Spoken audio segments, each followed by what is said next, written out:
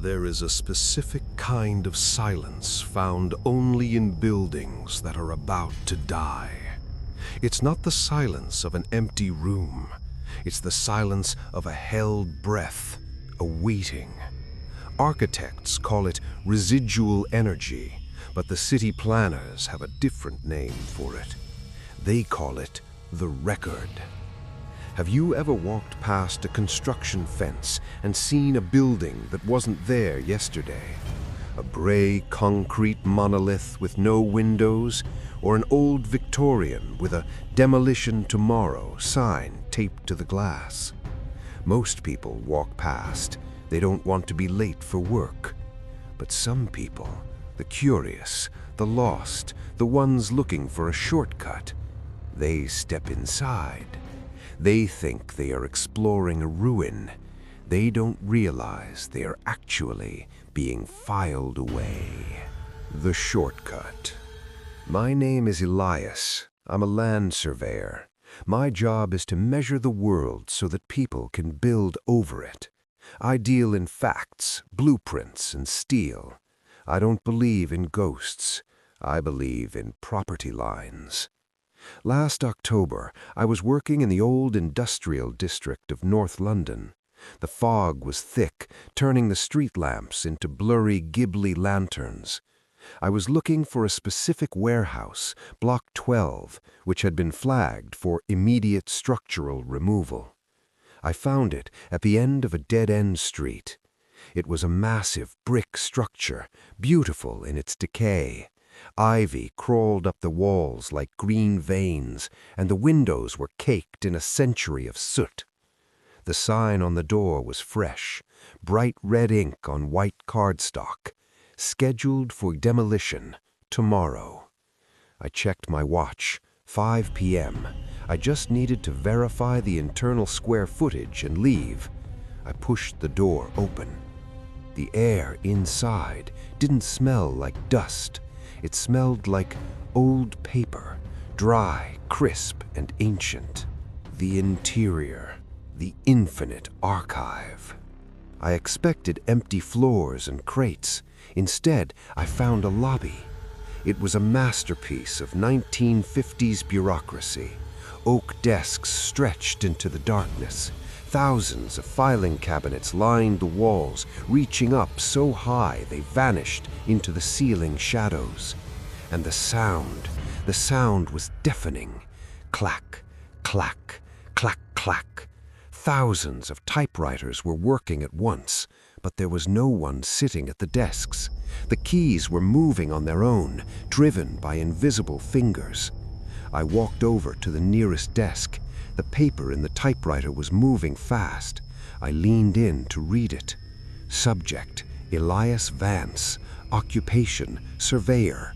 Time of entry: 17:02. Heart rate: 88 BPM.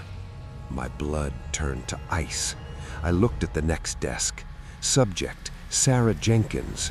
Reason for disappearance: took a wrong turn on 4th Street. Status: archived.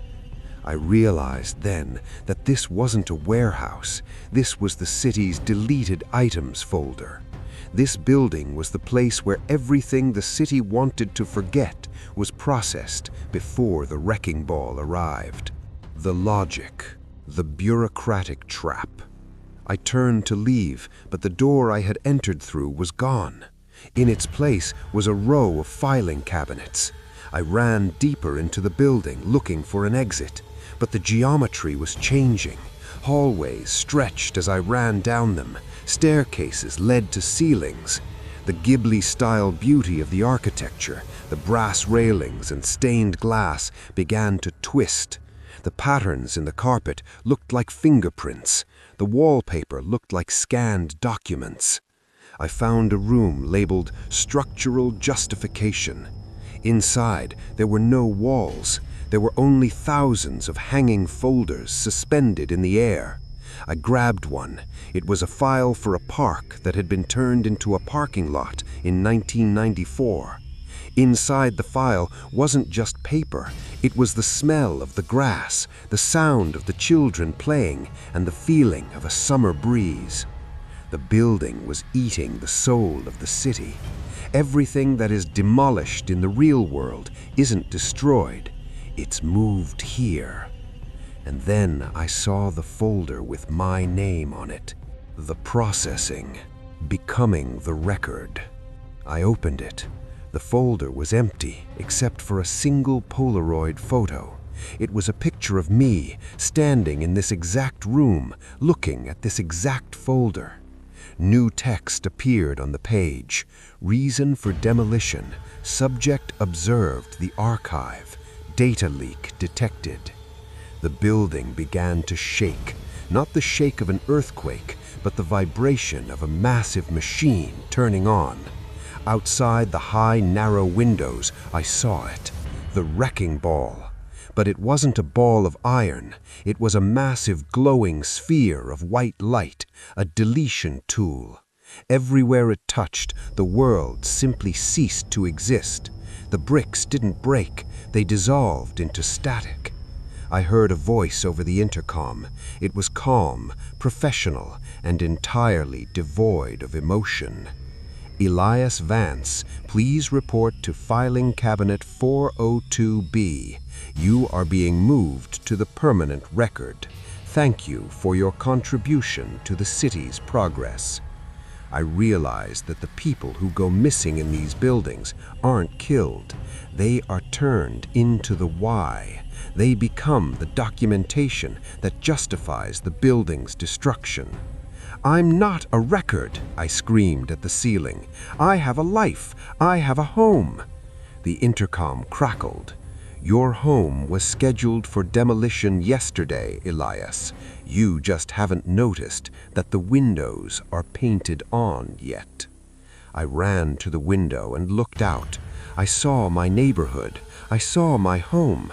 But as I watched, a giant hand, translucent and shimmering, reached down with a brush and started painting a gray box over my street. The sky turned into a blue canvas. The trees became flat watercolor cutouts.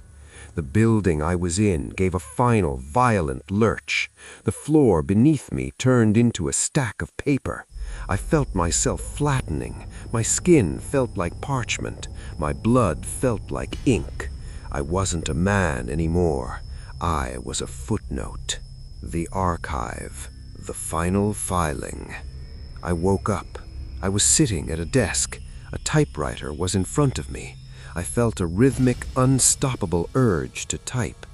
I looked to my left. There was Sarah Jenkins. She was typing her own story.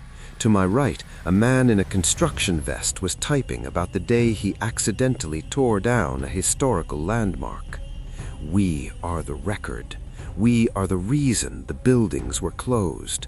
We are the structural failures and the asbestos leaks.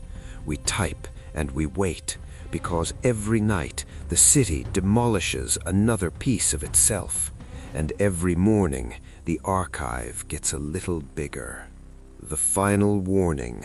So, the next time you see a building with a Demolition Tomorrow sign, don't look too closely at the windows. If you see a light in an empty room or hear the sound of a typewriter through the walls, walk away. Because the city is always looking for new evidence. It needs fresh ink to justify the next skyscraper. It needs a reason to tear down the world you love. Check your own front door. Is there a red sign taped to the glass?